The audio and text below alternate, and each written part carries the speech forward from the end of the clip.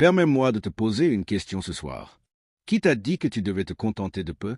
Qui t'a convaincu que survivre était la même chose que vivre? Qui t'a fait croire que simplement t'en sortir était tout ce que Dieu avait prévu pour toi? Parce qu'écoute-moi bien, le Dieu qui a créé les océans ne t'a pas conçu pour des flaques d'eau.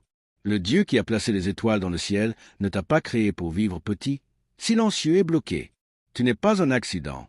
Tu n'es pas un plan de secours. Tu n'es pas juste suffisant.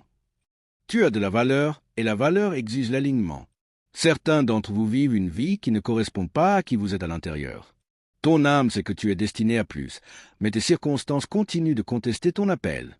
Ton esprit est riche, mais ton environnement est pauvre.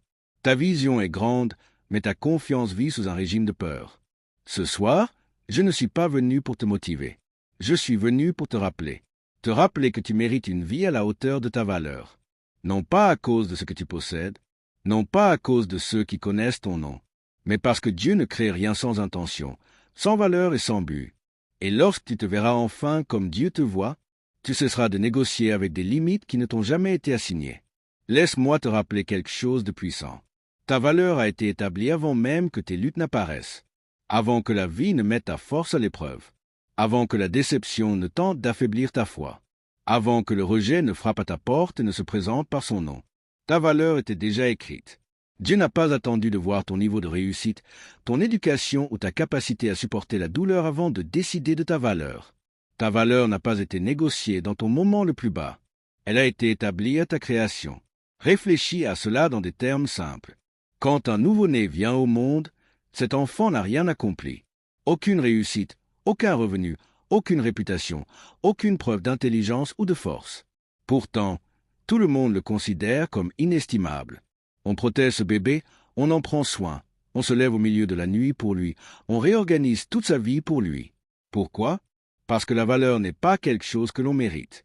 C'est quelque chose avec lequel on est. Et quelque part sur le chemin de la vie, tu as été convaincu du contraire. La vie commence à distribuer des comparaisons. Quelqu'un réussit mieux que toi. Quelqu'un avance plus vite. Quelqu'un possède ce pourquoi tu as prié. Et lentement, discrètement, tu commences à attacher ta valeur à tes résultats. Quand tout va bien, tu te sens digne. Quand tout s'effondre, tu te remets en question. Mais écoute ceci clairement. L'échec ne réduit pas la valeur. Le retard ne diminue pas la dignité. La lutte n'annule pas le dessein. Un écran de téléphone fissuré ne rend pas le téléphone inutile. On continue à le protéger, à le charger, à savoir qu'il a de la puissance. Les dégâts n'ont pas supprimé sa valeur. Ils ont seulement montré qu'il avait traversé quelque chose. De la même manière, tes cicatrices ne sont pas la preuve de ta faiblesse. Elles sont la preuve que la vie a essayé de te briser et n'a pas réussi à terminer le travail. Certains d'entre vous ont commencé à croire que leur valeur dépendait de la manière dont les autres les traitaient. Quand ils étaient présents, tu te sentais important. Quand ils partaient, tu te sentais jetable. Mais ce ne sont pas les gens qui décident de ta valeur. C'est Dieu.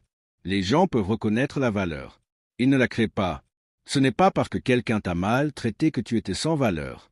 Cela signifie simplement qu'il ne savait pas ce qu'il tenait entre ses mains. Regarde l'or. L'or ne perd pas sa valeur parce qu'il est enterré sous terre. En réalité, la pression, l'obscurité et la chaleur sont précisément les lieux où sa valeur se révèle. Tes saisons difficiles ne t'ont pas diminué. Elles t'ont affiné. La pression que tu as survécue a façonné ta force. La saison d'attente a formé ta patience. La déception a affûté ton discernement. Dieu travaillait en toi bien avant que tu comprennes pourquoi tu souffrais. Ta valeur a été assignée avant ta lutte. Dans la vie quotidienne, si nous y prêtons attention, un diamant ne s'excuse pas de son prix. Il n'explique pas pourquoi il est cher. Il existe simplement tel qu'il est. Pourtant, toi, tu continues à t'expliquer à des gens qui n'ont jamais investi en toi. Tu continues à te rapetisser pour entrer dans des espaces qui n'ont jamais été conçus pour contenir ton appel. Quand tu connais ta valeur, tu cesses de mendier la validation et tu commences à marcher dans l'alignement. Ta lutte n'a jamais été le reflet de ta valeur. C'était un chapitre de ton développement. Ce n'est pas parce qu'un livre contient un chapitre difficile que l'histoire est mauvaise. Certaines des histoires les plus puissantes sont écrites avec une encre mélangée à des larmes. L'erreur que nous faisons est de juger toute notre vie à partir d'une seule page douloureuse. Dieu ne t'a pas créé avec intention pour ensuite t'oublier dans l'épreuve. Le même Dieu qui t'a donné le souffle connaissait chaque obstacle que tu rencontrerais. Il a quand même décidé que tu valais la peine d'être créé. Cela signifie que ta valeur est plus forte que ton pire jour, plus forte que ton passé, plus forte que les opinions qui ont tenté de t'étiqueter. On ne dévalorise pas une maison parce qu'elle est en construction. On ne jette pas une semence parce qu'elle n'est pas encore devenue un arbre. La croissance prend du temps et la valeur existe même dans les étapes inachevées. Tu as le droit d'être en processus et d'être quand même inestimable. Alors arrête de te rabaisser. Arrête d'être d'accord avec les voix qui ne se manifestent que pour te rappeler ce qui a mal tourné. Parle-toi avec le respect que ton Créateur a déjà placé sur toi. Quand la vie te fait tomber, ne remets pas ta valeur en question. Souviens-toi de ton origine. Tu viens de l'intention, pas de l'accident, du dessin, pas du hasard, du design, pas de l'erreur. Le moment où tu comprends cela, tu cesses de vivre dans le désespoir. Tu cesses de te contenter de relations qui t'épuisent. Tu cesses de courir après une approbation qui te coûte ta paix. Tu cesses de tolérer des espaces qui diminuent ta lumière. Parce que lorsque tu sais que ta valeur a été assignée avant ta lutte, tu réalises que tu n'as pas besoin de permission pour t'élever. Tu l'as déjà. Et lorsque tu quitteras cet endroit aujourd'hui, emporte cette vérité avec toi. Peu importe ce que tu affrontes. Peu importe à quel point la vie semble lourde. Peu importe depuis combien de temps le poids est là, ta valeur reste intacte. Dieu ne change jamais d'avis sur ce qu'il a créé. Et toi non plus, tu ne devrais pas. Arrête de mesurer ta vie à ce qui t'a blessé.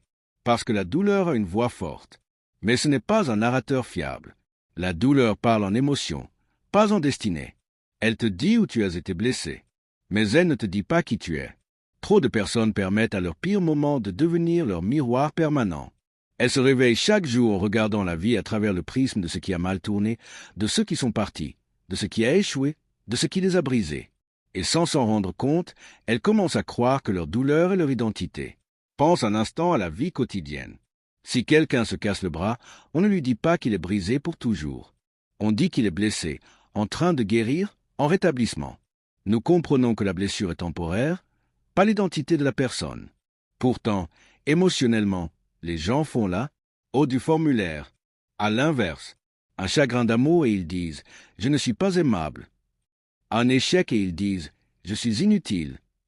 Un rejet et ils disent « Je ne suis pas suffisant ». La douleur était un moment, mais tu en as fait une identité. La douleur est un événement, pas un verdict. Elle t'est arrivée, mais elle ne te définit pas. Ce n'est pas parce que quelque chose t'a profondément blessé que cela devait façonner ton avenir. Le feu peut brûler une maison, mais il peut aussi purifier l'or. La même douleur qui a essayé de te détruire était aussi en train de construire une force dont tu ne savais pas que tu avais besoin. Mais si tu continues à mesurer ta vie à ce qui t'a blessé, tu ne verras jamais ce qui a grandi en toi à cause de cela. La vie quotidienne nous montre clairement cette vérité. Une cicatrice sur ton corps ne fait plus mal, mais elle raconte une histoire. Elle te rappelle que tu as survécu à quelque chose qui aurait pu t'emporter. Pourtant, certains d'entre vous saignent encore émotionnellement de blessures qui auraient dû guérir depuis longtemps. Non pas parce que la guérison était impossible, mais parce que vous rouvrez sans cesse la plaie avec les souvenirs, les regrets et l'auto-accusation. Vous rejouez les conversations. Vous revivez les moments. Vous répétez la douleur jusqu'à ce qu'elle paraisse fraîche à nouveau. Et chaque fois que vous le faites, vous vous dites « Voilà qui je suis maintenant ». Mais écoute bien, ce qui t'a blessé n'était jamais censé t'héberger. La douleur est un visiteur, pas un résident. Elle frappe, elle secoue les choses, elle laisse des leçons. Mais elle ne reste pas pour toujours, à moins que tu l'invites.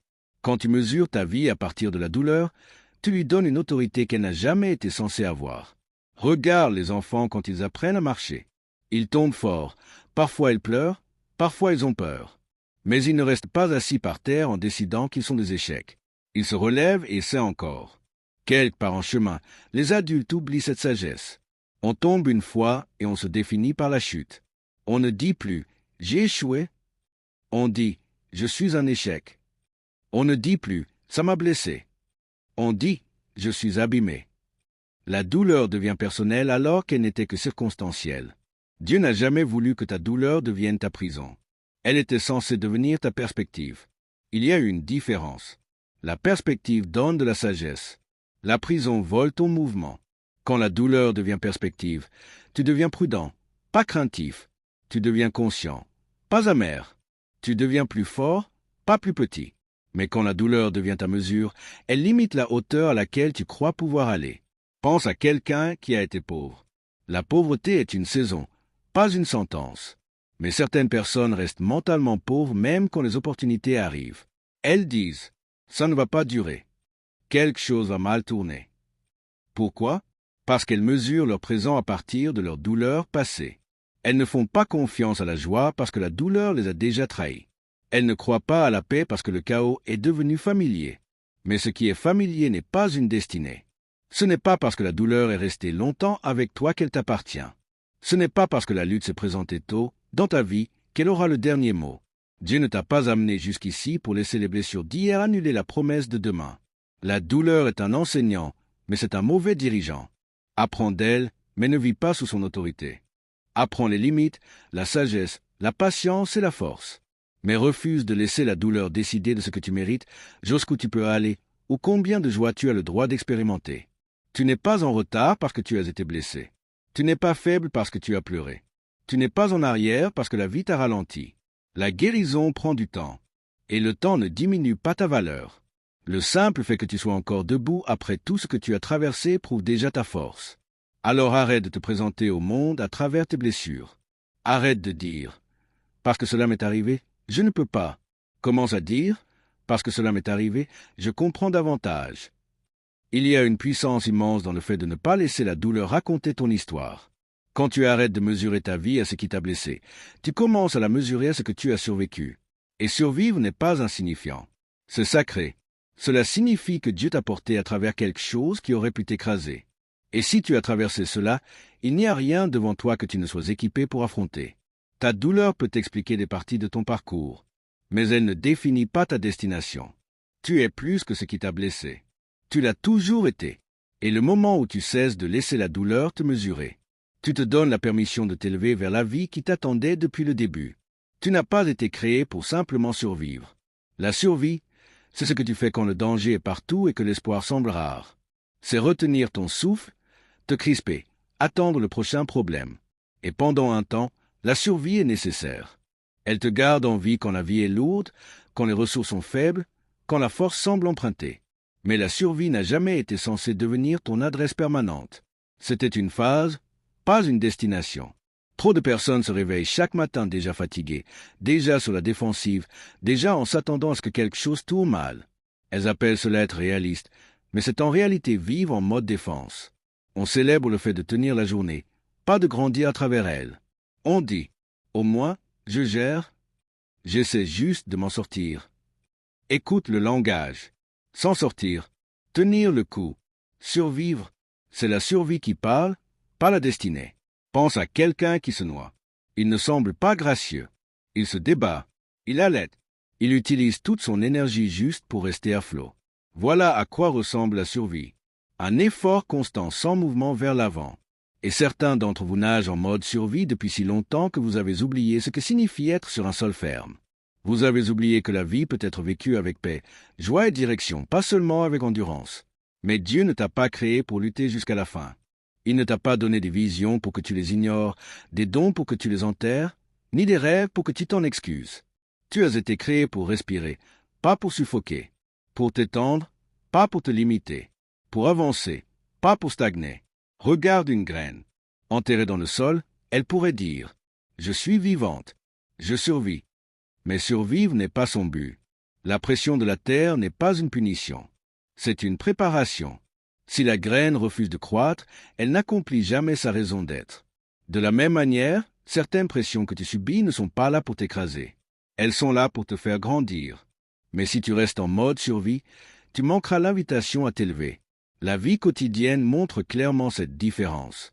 Il y a ceux qui travaillent seulement pour payer des factures et ceux qui travaillent avec un but. Les tâches peuvent sembler identiques, mais l'énergie est différente. L'un survit, l'autre construit. La survie dit « Je ne peux pas me permettre de rêver ». La destinée dit « Je ne peux pas me permettre de ne pas rêver ».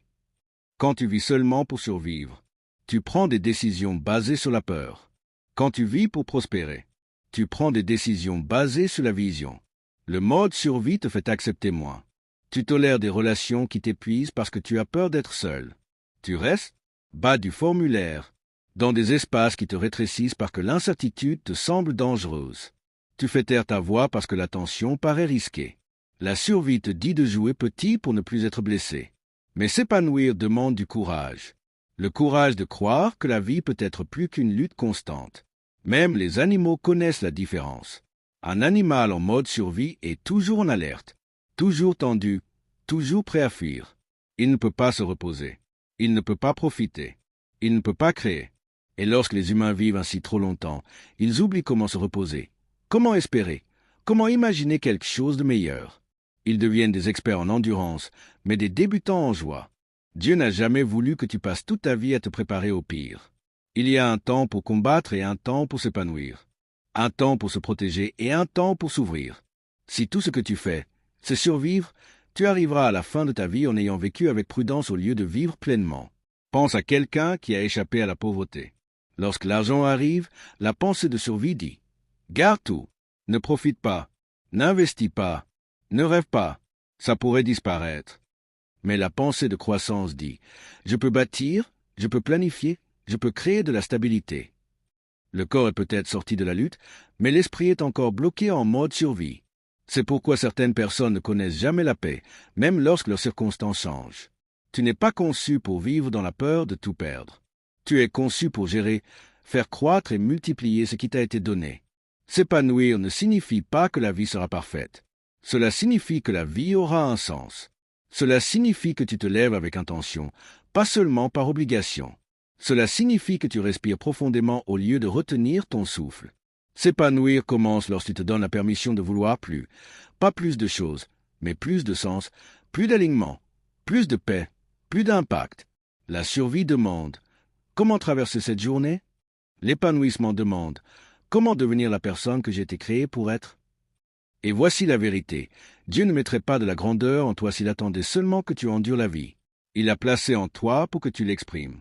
Pour que tu vives, pas seulement que tu existes. Pour que tu laisses une trace qui prouve que tu étais là. Alors si tout ce que tu as fait jusqu'ici, c'est survivre, ne te condamne pas. La survie t'a gardé en vie. Mais maintenant, il est temps de te lever, de desserrer ta prise, de relever la tête, de croire que la vie peut être riche de sens, pas seulement lourde de responsabilités. Tu n'as pas été conçu pour simplement survivre. Tu as été conçu pour grandir, respirer, bâtir et devenir. Et le moment où tu cesses d'appeler la survie suffisante, tu fais ton premier pas vers la vie qui t'attend depuis toujours. Quand ta croissance dépasse ton environnement doit rattraper ta croissance. La croissance n'est pas toujours bruyante, elle n'est pas toujours visible. Parfois, elle se produit silencieusement dans ta manière de penser, ta conscience, ta discipline, tes valeurs. Et lorsque cette croissance intérieure commence, arrive un moment où l'endroit où tu es ne correspond plus à la personne que tu deviens. Cet inconfort n'est ni de la rébellion ni de l'ingratitude. C'est l'alignement qui t'appelle. Nous nous blâmons souvent de nous sentir agités. Nous disons « Pourquoi ne suis-je plus satisfait ?» Mais la vérité est que tu n'es pas confus. Tu évolues. L'environnement qui autrefois t'étirait commence maintenant à te restreindre. Les conversations qui t'enthousiasmaient te paraissent désormais superficielles. Les routines qui semblaient se deviennent étouffantes. Ce n'est pas de l'orgueil, c'est du progrès. La vie quotidienne le montre clairement. Pense aux vêtements. Un enfant ne s'excuse pas d'avoir grandi au point que ses chaussures ne lui vont plus. Personne ne dit « Sois reconnaissant que tes pieds grandissent ». La croissance exige un nouvel espace. Les anciennes chaussures ne deviennent pas mauvaises. Elles deviennent simplement trop petites. Pourtant, les adultes se culpabilisent lorsqu'ils dépassent des environnements, des relations ou des habitudes qui ne soutiennent plus la personne qu'ils deviennent. Quand ta croissance dépasse ton environnement, des frictions apparaissent. Les gens commencent à te mal comprendre. Ils disent que tu as changé, comme si la croissance était une trahison. Mais le changement est la preuve que tu es vivant. Le problème n'est pas que tu as changé. Le problème, c'est que certains espaces sont déterminés à rester les mêmes. Et la croissance menace toujours le confort. Regarde les milieux professionnels. Quelqu'un développe de nouvelles compétences, plus de confiance, une vision plus claire, mais le travail continue de le traiter comme la personne qu'il était avant. Le rôle ne le stimule plus. Le plafond semble trop bas. Cette frustration n'est pas de l'arrogance. C'est un désalignement. Tu ne pars pas parce que tu détestes l'endroit. Tu ressens la tension parce que tu l'as dépassé. La même chose se produit dans les relations. Quand tu grandis, tu commences à valoriser la paix, l'honnêteté et le sens. Mais certaines relations survivent grâce au chaos, au drame et aux anciennes versions de toi. Lorsque tu ne participes plus à ce dont tu as guéri, les autres se sentent mal à l'aise. Ils appellent cela de la distance, mais c'est en réalité de la maturité. Les plantes nous enseignent cette leçon chaque jour. Une plante placée dans un petit pot finira par cesser de grandir. Non pas parce qu'elle manque de potentiel, mais parce qu'elle manque d'espace. Ses racines pressent contre les parois, cherchant de la place. Si tu ne la replantes pas, elle ne reste pas simplement petite. Elle commence à dépérir. De la même manière, rester trop longtemps dans un environnement qui ne soutient plus ta croissance peut lentement épuiser ton énergie, ta confiance et ta joie. Souvent, Dieu te fait grandir intérieurement avant de changer les choses extérieurement. C'est pourquoi tu te sens déplacé avant même de bouger. Cet inconfort est une préparation, pas une punition. C'est un signal que tu es façonné pour quelque chose de plus aligné avec la personne que tu deviens. Mais voici le défi, la croissance demande du courage. Il est plus facile de rester là où tu es connu que d'entrer dans un espace où tu dois te présenter à nouveau. La familiarité semble sûre, même lorsqu'elle te limite.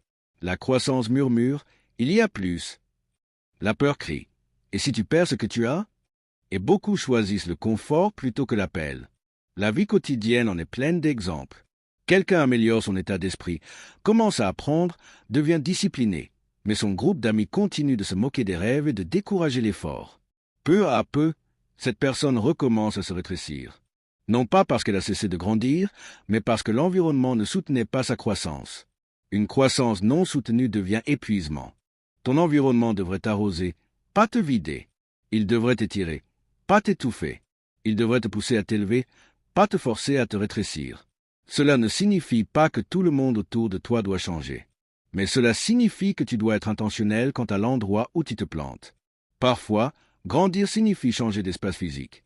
Parfois, cela signifie changer de conversation. Parfois, cela signifie changer ce que tu consommes, ce que tu écoutes, ce que tu regardes, ce que tu laisses influencer ta pensée. L'environnement n'est pas seulement l'endroit où tu es. C'est ce qui entoure ton esprit chaque jour. Et que cela soit clair, honorer ta croissance ne signifie pas abandonner les autres. S'honorer soi-même, c'est aussi cela. Tu peux aimer les gens tout en choisissant des environnements qui te permettent de respirer. Tu peux être reconnaissant pour là d'où tu viens et quand même avancer. La croissance n'efface pas l'histoire. Elle s'appuie sur elle. Quand ton environnement finit par rattraper ta croissance, la paix suit. Les choses commencent à couler au lieu de te combattre. Tu te sens vu, stimulé et soutenu. Tu arrêtes de trop t'expliquer. Tu arrêtes d'éteindre ta lumière pour que les autres se sentent à l'aise. Ta croissance est un don, pas un problème. Et Dieu n'a pas élevé ton esprit, ta discipline et ta vision pour que tu restes bloqué dans des espaces qui ne peuvent pas te contenir. Si tu te sens agité, limité ou déplacé, ne l'ignore pas. Il est peut-être temps que ton environnement rattrape la personne que tu es en train de devenir. Parce que lorsque la croissance et l'environnement s'alignent enfin, cela ne ressemble plus à de la résistance, mais à un but en mouvement. Arrête de demander moins pour te sentir en sécurité. La sécurité peut devenir un voleur silencieux lorsqu'elle te convainc d'échanger ton appel contre le confort. Beaucoup de personnes ne se rétrécissent pas parce qu'elles manquent de capacité. Elles se rétrécissent parce que la peur leur a fait croire que la sécurité était plus sage que la foi. Elles se disent qu'elles sont pratiques, réalistes, prudentes, mais au fond d'elles, elles savent qu'elles se contentent de moins. Elles ne choisissent pas la paix. Elles choisissent la protection contre la déception. La vie quotidienne nous le montre clairement. Pense à quelqu'un qui reste dans un emploi qu'il a dépassé. Le travail ne le stimule plus. L'environnement ne l'inspire plus. Mais le salaire est prévisible, alors il dit « au moins, c'est stable ». Ce qui veut vraiment dire, c'est « au moins, ça ne me fait pas peur ». Avec le temps, cette sécurité lui coûte sa créativité, sa confiance et sa joie. Il commence à se sentir fatigué d'une manière que le sommeil ne peut pas réparer, parce que son esprit est sous-utilisé. Demander moins ressemble souvent à de l'humilité, mais c'est en réalité la peur déguisée en sagesse. Tu abaisses tes attentes pour ne pas être déçu. Tu gardes tes rêves silencieux pour ne pas être moqué. Tu te dis que tu n'as pas besoin de grand-chose pour ne pas ressentir la douleur de vouloir plus. Mais ni un désir ne l'élimine pas. Cela l'enterre seulement. Et les rêves enterrés ne meurent pas en silence. Ils ressortent sous forme de frustration, d'amertume et de regret. Regarde les relations. Quelqu'un veut du respect, de la constance et une sécurité émotionnelle, mais il se contente d'attention parce que cela semble plus que d'être seul. Il accepte des signaux contradictoires au lieu de la clarté. Pourquoi? Parce que demander ce qu'il mérite vraiment semble risqué. Et si l'autre partait? Et s'il se retrouvait seul? Alors il demande moins et se demande ensuite pourquoi il se sent vide même quand quelqu'un est à ses côtés. Dieu ne t'a pas créé pour vivre en négociant constamment avec la peur. La peur demande toujours « Quel est le pire qui puisse arriver ?» La foi demande « Quel est le meilleur qui peut naître de cela ?» Quand tu laisses la peur te diriger, tu réduis ta vie à ce qui semble gérable au lieu de ce qui est significatif. Tu restes petit, non pas parce que tu étais destiné à l'être, mais parce que petit semble contrôlable. La vie quotidienne offre des exemples simples. Imagine quelqu'un qui ne conduit jamais au-delà de son quartier parce que les autoroutes l'intimident. Il reste proche, familier, limité. Les années passent et il se demande pourquoi son monde semble si petit. Les routes ne l'ont pas limité, la peur l'a fait. De la même manière, lorsque tu refuses de sortir de ce qui est confortable, ta vie se rétrécit à la taille de ta zone de confort. Demander moins ne te protège pas de la douleur. Cela ne fait que retarder la croissance. La douleur évitée aujourd'hui devient souvent le regret de demain. Tu peux éviter l'inconfort du risque maintenant, mais tu hériteras plus tard du poids des « et si ». Et le regret a une manière de hanter silencieusement, apparaissant dans les moments où tu es seul avec tes pensées. Dieu a placé une vision en toi avec intention. La vision est inconfortable par nature. Elle te tire vers l'avant, t'étire, te demande plus que ce que tu te sens prêt à donner. Si tes objectifs ne te rendent jamais nerveux, ils sont probablement trop petits. La croissance exige un risque. Pas un risque imprudent, mais un courage intentionnel. Celui qui dit « Je suis prêt à être inconfortable pour devenir la personne que j'ai été créé pour être ». Les enfants nous l'enseignent sans parole. Un enfant qui apprend à faire du vélo tombe, se blesse, pleure, mais remonte. Il ne dit pas « Ça fait mal, donc je ne remonterai jamais ». Il sait que tomber fait partie de l'apprentissage. Pourtant, beaucoup tombent une fois émotionnellement et décident de rester au sol. Ils confondent prudence et sagesse et appellent cela maturité alors que c'est la peur déguisée. La sécurité devient dangereuse lorsqu'elle t'empêche de t'étendre. Les zones de confort sont agréables, mais rien n'y grandit. Les muscles grandissent lorsqu'ils sont étirés. L'esprit grandit lorsqu'il est challengé. Le caractère grandit lorsqu'il est testé. Demander moins garde tout familier. Mais le familier n'est pas synonyme d'accomplissement. Dieu ne t'a pas donné du courage pour que tu vives avec précaution. Il ne t'a pas donné une voix pour que tu restes silencieux. Il ne t'a pas donné des rêves pour que tu t'en excuses. Lorsque tu demandes moins, tu ne fais pas preuve de modestie. Tu sous-estimes ce qui a été placé en toi. Cela ne signifie pas que la vie sera toujours facile ou prévisible. Cela signifie qu'elle sera remplie de sens. La foi ne promet pas le confort. Elle promet la croissance. Et la croissance commence souvent là où la sécurité s'arrête. Lorsque tu cesses de demander moins, tu honores la vérité que tu as été créé pour plus de responsabilité, plus d'impact, plus d'alignement, pas plus de peur. Alors arrête de réduire tes prières pour les adapter à tes doutes. Arrête d'abaisser tes standards pour les adapter à tes insécurités. Arrête d'éteindre ta lumière pour que les autres ne se sentent pas mal à l'aise. Une sécurité qui te coûte ton appel est trop chère. Le moment où tu décides de demander ce qui est aligné avec ta valeur, quelque chose change. Tu marches différemment. Tu parles différemment. Tu choisis différemment. Non pas parce que la peur a disparu, mais parce que la foi est devenue plus forte. Tu n'as jamais été destiné à vivre une vie définie par ce qui semble sûr. Tu étais destiné à vivre une vie définie par le but, la croissance et la confiance en celui qui a placé la grandeur en toi. Et lorsque tu arrêtes de demander moins juste pour te sentir en sécurité, tu fais enfin de la place pour la vie qui attendait que ton courage la rejoigne. Ta confiance n'est pas de l'arrogance. C'est un accord avec ce que Dieu a déjà placé en toi. Trop de personnes ont appris à croire que se faire confiance est de l'orgueil, que parler avec assurance est impoli, que reconnaître sa force est mal. Alors elles diminuent leur voix, adoucissent leur présence et s'excusent pour leur capacité. Mais la confiance n'est pas une supériorité bruyante. C'est un alignement silencieux. Regarde la vie quotidienne. Quand quelqu'un sait conduire, il ne s'excuse pas de tourner le volant. Quand un médecin pose un diagnostic, il ne chuchote pas dans le doute. La compétence, le savoir et la préparation produit naturellement la confiance. Personne n'appelle cela de l'arrogance. Mais lorsqu'il s'agit de croire en ta valeur, en ta vision et en ton potentiel, soudain la confiance est remise en question. Pourquoi? Parce que l'insécurité est plus répandue que la foi en soi. La confiance, c'est simplement être d'accord avec la vérité sur qui tu es. L'arrogance dit « Je suis meilleur que toi ». La confiance dit « Je sais qui je suis ». L'arrogance a besoin de comparaison. La confiance a besoin d'alignement. Quand tu cesses d'essayer de te prouver et que tu commences à te tenir ferme dans ce que tu sais, la paix remplace la performance. La vie quotidienne nous le montre clairement. Pense à une maison bien construite. Elle ne se vante pas de ses fondations. Elle n'annonce pas sa solidité. Elle tient ferme lorsque le vent souffle. Ce n'est pas de l'arrogance, c'est de la préparation. De la même manière, lorsque les tempêtes du doute, des critiques ou de la pression arrivent, la confiance te permet de rester debout sans t'effondrer. Non pas parce que tu te crois parfait, mais parce que tu sais que tu es enraciné. Beaucoup confondent le silence avec l'humilité. Ils pensent qu'être humble signifie ne jamais reconnaître ses forces. Mais l'humilité ne consiste pas à nier le don. Elle consiste à reconnaître la source. Lorsque tu minimises ce que Dieu t'a donné, tu n'es pas humble. Tu es malhonnête. Tu ne t'es pas créé toi-même. Tu n'as pas placé ce don en toi. Le reconnaître n'est pas de l'orgueil, c'est de la gratitude. Regarde comment les gens réagissent aux compliments. Quelqu'un dit « Tu as fait un excellent travail ». Et la réponse est « Oh non, ce n'était rien ». Pourquoi est-il si difficile de dire merci? Parce qu'accepter une reconnaissance exige de la confiance, et la confiance exige un accord. Un accord que l'effort compte. Un accord que la croissance est réelle.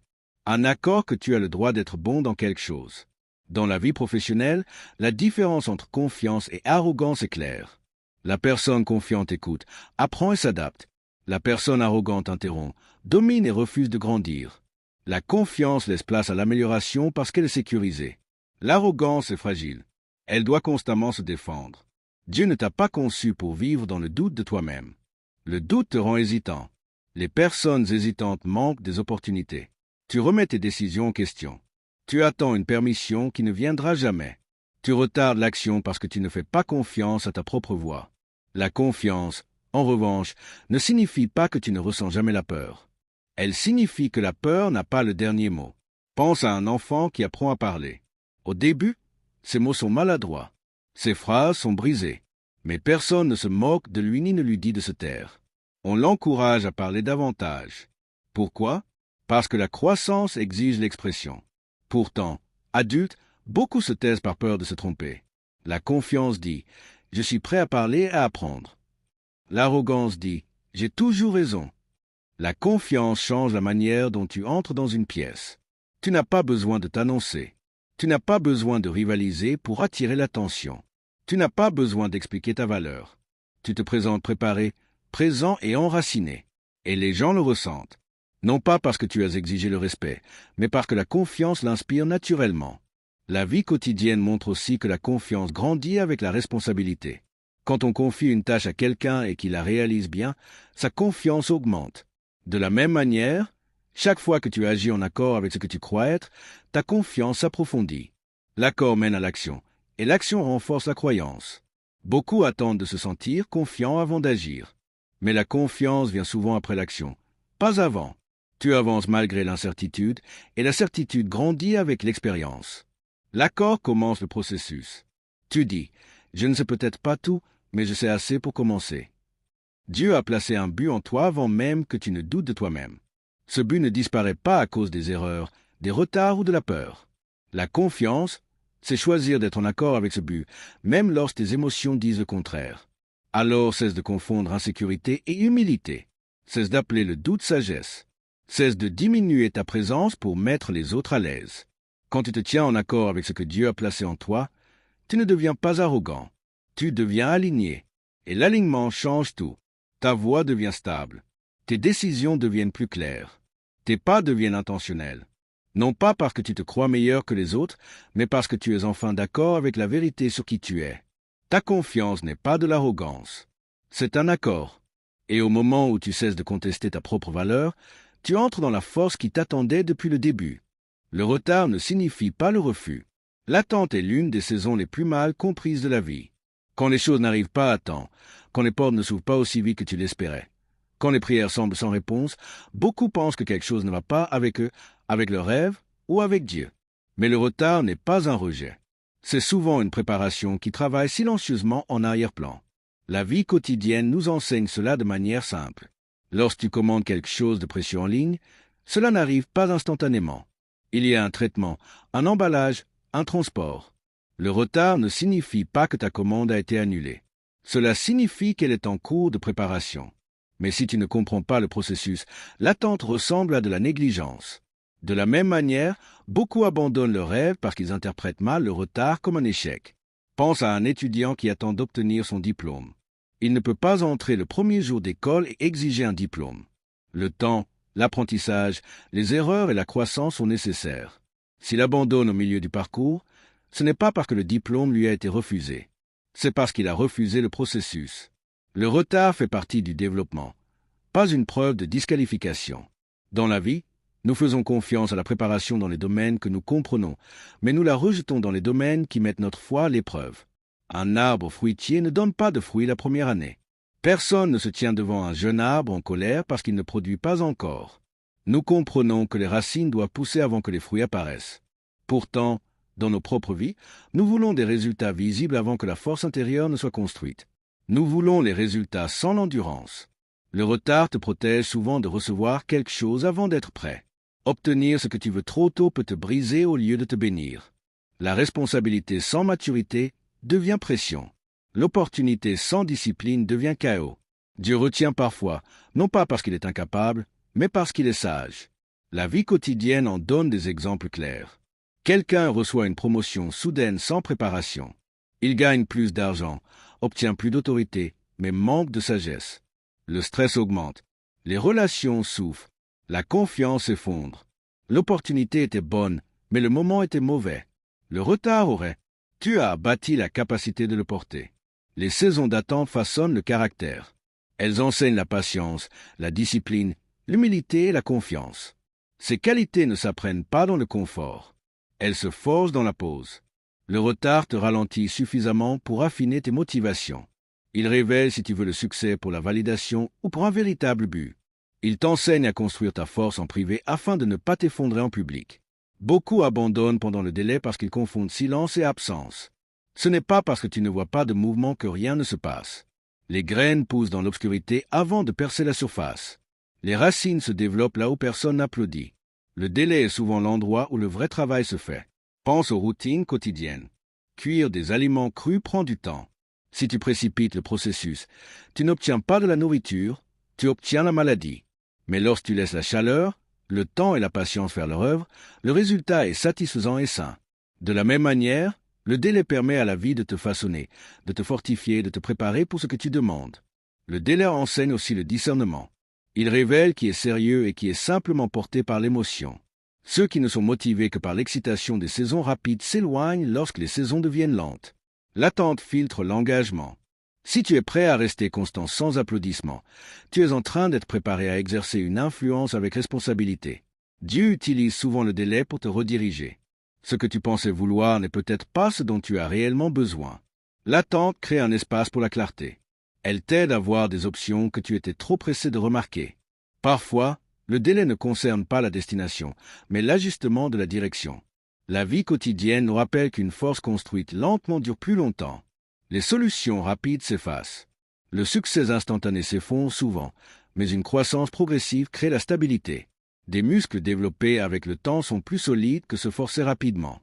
Une confiance bâtie avec le temps est plus profonde qu'un enthousiasme né du jour au lendemain. Le délai humilie aussi l'orgueil. Il te rappelle que tu ne contrôles pas tout. Et cette humilité devient une force, non une faiblesse. Elle te garde ancré lorsque le succès finit par arriver. Si tu es dans une saison d'attente en ce moment, ne suppose pas que tu as été oublié. Ne précipite pas le processus. N'abandonne pas la préparation. Le délai ne signifie pas refus. Il signifie que le timing est à l'œuvre. Ce qui t'est destiné ne te passera pas sous le nez. Ce qui est retardé est souvent en train d'être affiné. Et quand cela arrivera enfin, cela te correspondra sans t'écraser. Alors tiens ta position. Continue de grandir. Continue de te préparer. Fais confiance. Attendre n'est pas gaspiller. Le délai n'est pas un rejet. C'est un alignement. Et quand le moment viendra, tu réaliseras que le délai ne t'a pas arrêté. Il t'a fortifié pour ce qui t'attendait. Ta valeur exige des limites. Tu ne peux pas guérir avec le même état d'esprit qui t'a brisé. La guérison ne consiste pas seulement à laisser passer le temps. Elle consiste à changer de manière de penser. Beaucoup attendent que leurs blessures se referment tout en continuant à nourrir les pensées qui les ont créées. Ils changent d'environnement, de routine, même de relation, mais gardent les mêmes dialogues intérieurs. Et ensuite ils se demandent pourquoi la paix semble temporaire. La vérité, c'est que la guérison exige une nouvelle façon de voir toi-même, ton passé et ton avenir. La vie quotidienne le montre clairement. Si quelqu'un continue de toucher une plaque brûlante, aucun pansement n'empêchera les brûlures. La blessure ne vient pas seulement de la chaleur, mais de l'habitude. De la même manière, les blessures émotionnelles se rouvrent lorsque les mêmes croyances, peurs et auto-accusations restent actives.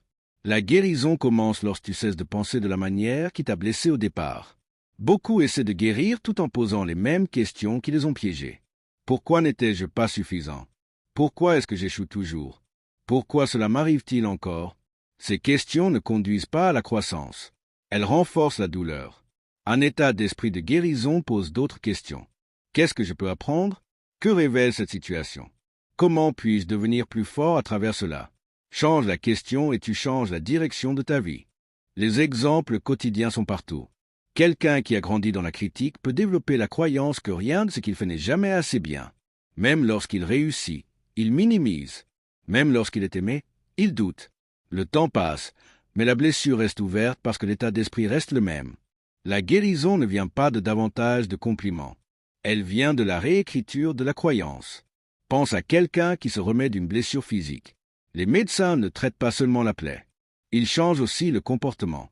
Une personne avec une blessure au genou doit apprendre à marcher différemment, à entraîner ses muscles différemment, à respecter ses limites différemment. Si elle retourne aux mêmes mouvements qui ont causé la blessure, la guérison est retardée ou détruite. La guérison émotionnelle fonctionne de la même manière. L'état d'esprit qui t'a brisé peut sembler familier, voire rassurant, parce qu'il est connu. Le doute de soi, la peur et la suranalyse paraissent normaux après la douleur. Mais normal ne signifie pas sain. Rester dans un état d'esprit familier simplement parce qu'il est connu, c'est comme vivre dans une maison fissurée parce que tu es habitué au crack. La croissance exige une rénovation mentale. Quand un bâtiment est endommagé, on ne se contente pas de repeindre les murs. On renforce les fondations. La guérison exige de nouvelles croyances, de nouvelles limites et un nouveau dialogue intérieur. Tu ne peux pas t'insulter jusqu'à la confiance, en toi ni te faire honte jusqu'à la croissance. Beaucoup confondent guérison et oubli. La guérison n'efface pas la mémoire. Elle change la signification. L'événement peut rester le même, mais ton interprétation doit évoluer. Ce qui disait autrefois « je suis faible » devient « j'ai survécu ». Ce qui disait « j'ai échoué » devient « j'ai appris ». Ce changement n'est pas un déni. C'est de la sagesse. Dieu ne t'a jamais destiné à porter l'état d'esprit d'hier dans la vie de demain. Tu as le droit de dépasser tes anciennes pensées comme tu dépasses d'anciens vêtements. Tu ne pleures pas des vêtements qui ne te vont plus. Tu les remplaces. Pourtant, beaucoup s'accrochent à des croyances qui les limitent parce que les laisser partir ressemble à une perte d'identité. Mais la douleur n'est pas ton identité. C'est une expérience. Les habitudes quotidiennes reflètent l'état d'esprit. Celui qui croit qu'il ne vaut rien tolère le manque de respect. Celui qui croit qu'il échouera toujours cesse d'essayer de nouveaux chemins. Celui qui croit qu'il est brisé évite l'intimité. Ces comportements ne sont pas des défauts. Ce sont les symptômes d'un état d'esprit qui a besoin de guérison. Guérir demande du courage, car cela t'oblige à remettre en question ce que tu as cru pour survivre. L'état d'esprit qui t'a brisé t'a peut-être protégé à un moment donné. La méfiance t'a gardé vigilant. Le doute t'a gardé prudent.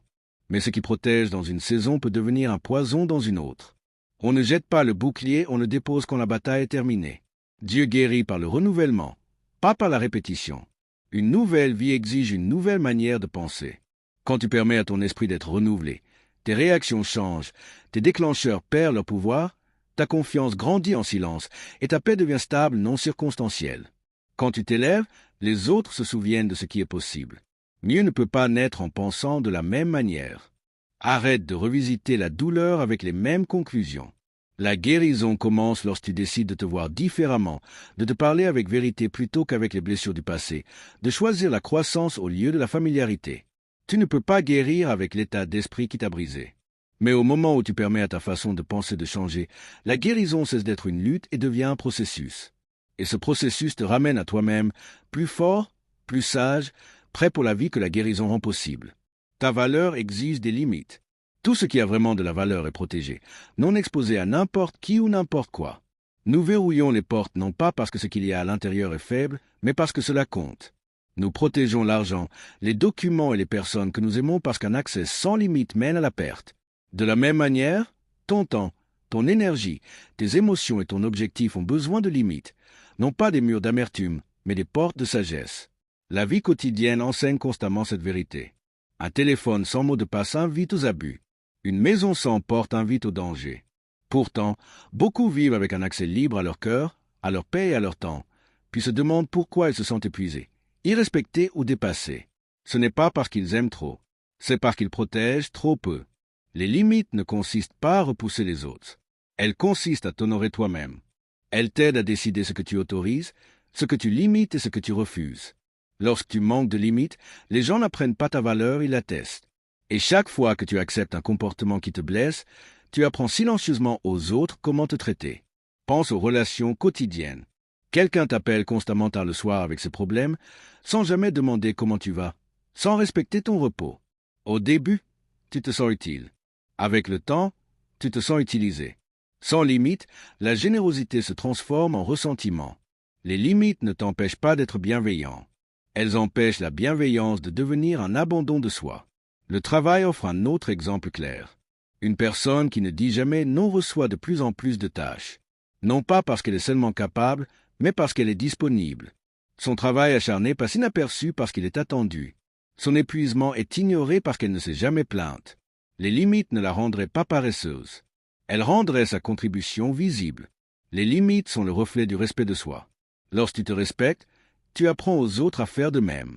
Lorsque tu ne le fais pas, les gens le ressentent, pas toujours consciemment, mais dans leur comportement. Ils t'interrompent davantage. Ils annulent des plans sans explication. Ils franchissent des lignes parce qu'aucune ligne n'a été tracée. Beaucoup craignent les limites parce qu'ils les associent au rejet. Ils se demandent « Et si les gens partaient ?» Mais ceux qui ne restent que parce que tu les laisses t'utiliser ne sont pas des relations. Tu es une ressource pour eux. Les limites ne détruisent pas les relations saines. Elles révèlent celles qui ne le sont pas. La vie quotidienne nous montre que les règles protègent la valeur. Les lois de circulation ne limitent pas la liberté, elles protègent des vies. Les politiques d'entreprise ne restreignent pas la créativité, elles maintiennent l'ordre. De la même manière, les limites personnelles n'étouffent pas l'amour. Elles le rendent durable. Dieu ne t'a pas créé pour être accessible sans fin. Même la nature se repose. Même les systèmes s'arrêtent pour maintenance. Le repos, l'espace et les limites sont des signes de sagesse, non de faiblesse. Lorsque tu ignores les limites, tu ne deviens pas plus aimant. Tu deviens plus épuisé. Les limites protègent aussi ton avenir. Dire oui à tout aujourd'hui signifie souvent dire non à la croissance demain. Le temps consacré aux distractions vole le temps destiné au but. L'énergie donnée aux personnes qui t'épuisent ne laisse plus rien pour construire quelque chose de significatif. Les habitudes quotidiennes le montrent. Quelqu'un qui vérifie constamment ses messages ne peut pas se concentrer profondément. Quelqu'un qui ne se déconnecte jamais ne peut pas réfléchir clairement. Les limites autour du temps, de la technologie et des engagements créent un espace pour la clarté, la créativité et la paix. Ta valeur exige des limites parce que tu n'es pas remplaçable. Tu n'es pas illimité. Tu n'es pas fait pour te vider sans jamais être rempli. Les limites t'aident à gérer avec sagesse ce qui t'a été confié. Lorsque tu commences à établir des limites, certaines personnes résisteront. Non pas parce que tu as changé en mal, mais parce que l'accès qu'elles avaient autrefois est désormais limité. Cet inconfort n'est pas ta culpabilité. C'est leur ajustement. Les limites apprennent aux autres comment interagir avec toi. Elles disent « Voici comment je me présente au meilleur de moi-même ». Elles n'exigent pas le respect. Elles le démontrent. Elles sont calmes, fermes et constantes. Dieu honore les limites parce que l'ordre crée la vie. Le chaos l'épuise. Lorsque tu alignes ta vie avec la sagesse, la paix suit. Non pas parce que la vie devient parfaite, mais parce qu'elle devient intentionnelle. Alors cesse de te sentir coupable de protéger ce qui compte. Cesse de t'excuser de dire non. Cesse d'expliquer tes limites à ceux qui profitent de ton absence de limites. Ta valeur exige des limites. Et lorsque tu honores suffisamment ta valeur pour la protéger, tu crées une vie plus saine, plus forte et alignée avec la personne que tu as été créé pour être. Quand tu t'élèves, les autres se souviennent de ce qui est possible. La croissance, le succès et la réussite ne sont jamais seulement personnels. Ils créent une onde qui touche tous ceux qui t'entourent. Au moment où tu entres pleinement dans ton potentiel, tu deviens la preuve que les limites peuvent être dépassées, que les luttes peuvent être transformées et que les rêves sont atteignables. Charge finale. Aligne ta vie avec ta valeur. Ta vie devient un exemple vivant, un enseignant silencieux et un phare pour ceux qui cherchent encore l'espoir. Pense à la vie quotidienne. Quand quelqu'un que tu connais commence à faire de l'exercice régulièrement et transforme sa santé, les autres le remarquent. Ils voient la discipline, les résultats et la constance, et ils commencent à croire, s'il peut le faire, peut-être que moi aussi. Le fait de s'élever est contagieux. Il ne nécessite ni prédication ni exhibition. Il existe simplement comme preuve que le changement est possible. Ton action, aussi petite soit-elle, peut allumer la foi chez quelqu'un d'autre. Beaucoup sous-estiment le pouvoir d'être un exemple vivant. Ils pensent que leur parcours, leur percée et leur croissance ne concernent qu'eux-mêmes. Mais ce n'est pas vrai. Chaque fois que tu surmontes la peur, que tu dépasses le doute ou que tu accomplis ce qui semblait impossible, tu rappelles à quelqu'un d'autre que les limitations ne sont pas absolues. Ton élévation devient une carte pour que d'autres puissent tracer leur propre chemin. Tu ne rencontreras peut-être jamais toutes les personnes inspirées par ton courage, mais cela n'a pas d'importance. L'influence va plus loin que tu ne l'imagines. La vie quotidienne offre d'innombrables exemples. Pense à un étudiant issu d'un milieu défavorisé qui obtient une bourse. Ses camarades regardent. La communauté regarde. Ce succès parle plus fort que n'importe quel conseil ou discours motivant. Il raconte une histoire, les opportunités existent. Le travail acharné est possible. Récompensé. Les rêves peuvent se réaliser. Les gens s'en souviennent parce qu'ils le voient. Ils le ressentent. Et cela remet en question ce qu'ils pensaient possible. S'élever donne aussi la permission aux autres de s'élever. La peur du jugement, la peur de l'échec et la peur du ridicule maintiennent souvent les gens dans la petitesse. Lorsqu'ils voient quelqu'un défier ses peurs et s'élever, cela leur donne la permission de faire de même. Ton courage murmure. C'est normal de viser plus haut. C'est normal de croire en toi. C'est normal de poursuivre ce qui semble impossible. Et parfois, cet encouragement silencieux est plus puissant que des mots. Pense au milieu professionnel. Lorsqu'un employé prend des initiatives, résout les problèmes avec créativité ou reçoit une reconnaissance pour son excellence, cela change le standard. Les autres le remarquent. Ils sont inspirés à s'améliorer, à se challenger, à travailler avec un but. S'élever n'est pas égoïste. Cela élève tout l'environnement. La percée d'une seule personne peut créer un élan collectif. Même dans les familles, ton élévation compte. Les enfants apprennent plus par l'observation que par les instructions. Lorsqu'ils voient un parent poursuivre sa croissance, surmonter des défis ou parler avec assurance, ils intègrent cette leçon. Cela leur enseigne la résilience, le respect de soi et le courage de poursuivre leur propre potentiel. Ta vie devient un programme vivant de possibilités pour la prochaine génération. S'élever redéfinit aussi les attentes de ceux qui t'entourent. Ceux qui doutaient de toi commencent à ajuster leur perception. Le respect grandit, l'influence grandit, les opportunités grandissent. Ton élévation personnelle devient un aimant naturel pour le progrès. Non pas parce que tu l'as exigé, mais parce que tu l'as mérité en étant aligné avec ta valeur. Les gens s'en souviennent parce que la transformation est visible et indéniable. La vie quotidienne est aussi remplie d'exemples discrets. Le voisin qui lance une entreprise à partir de rien, l'ami qui quitte une situation toxique, le collègue qui obtient une promotion. Ils deviennent la preuve vivante pour quelqu'un d'autre. Ton élévation n'a pas besoin de fanfare. Elle exige simplement le courage d'avancer. Même quand personne ne semble regarder, quelqu'un remarquera, quelqu'un se souviendra et quelqu'un sera inspiré.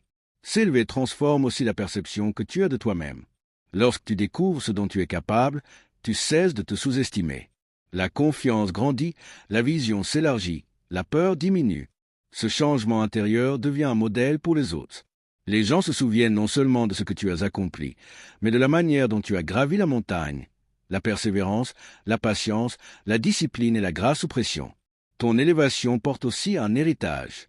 Chaque défi surmonté, chaque rêve réalisé, chaque limite posée crée une feuille de route pour ceux qui suivent.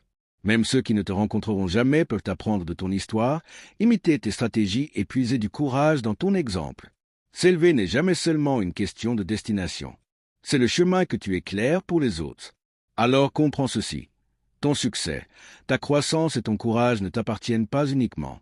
Lorsque tu t'élèves, les autres se souviennent de ce qui est possible. Ils voient que la persévérance porte du fruit, que croire en soi en vaut la peine, et que les limites n'existent que jusqu'au moment où tu les dépasses. Ta vie devient un message, tes actions, une leçon, ton histoire, une source d'espoir pour quiconque a déjà douté de sa capacité à s'élever. Au moment où tu embrasses ta valeur et entres pleinement dans ton potentiel, tu ne t'élèves pas seulement toi-même, tu élèves tous ceux qui sont témoins de ton parcours.